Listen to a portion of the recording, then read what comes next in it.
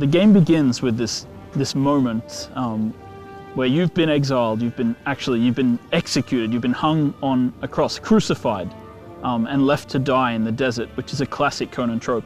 And as you hang there, there's a sandstorm, and from the sandstorm emerges Conan the Barbarian, vital, strong, and he walks towards you out of the wasteland and he chops you down, and then he frees you from the nails and he hands you his axe and he says, "Now it's your turn. Get up, survive." Conan Exiles is an open-world survival game set in the brutal world of Conan the Barbarian. Survival in this universe means foraging for food, hunting creatures, fighting your enemies, and finding ways to defeat the elements. This is very much a player-built world.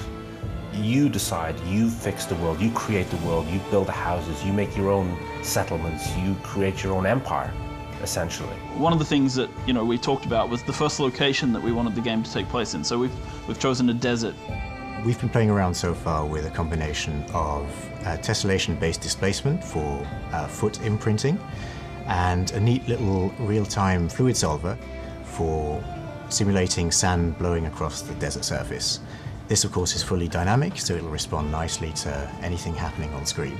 This is restricted to the sand, but moving forwards, we can reuse parts of this technology for water simulation, for snow simulation, and so on and so forth. As you expand out from the desert, you encounter new, harsh environments. Mountains, snow, ice, swamp, rivers, impenetrable forests. Each one of these environments has to be learned and understood if you're to survive and build and dominate. Conan Exiles can be played single player or multiplayer, on your own private servers or on publicly hosted servers. So when we decided to do a game in the Conan universe, we immediately discussed combat, because that's the first thing that comes to people's mind when they think of Conan the Barbarian. They think of brutal, bloody combat. In the game, when you hit somebody, you see you do damage. You see you leave a mark upon the other player. You see heads coming off, you see arms coming off, you see blood, you see gore, you see dents in armor.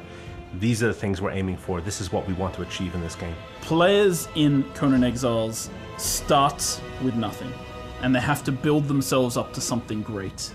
And so the first thing that they'll do is find shelter from the elements. And the second thing that they'll do is build a community. And hopefully, by the end of their time, they'll have built themselves a kingdom.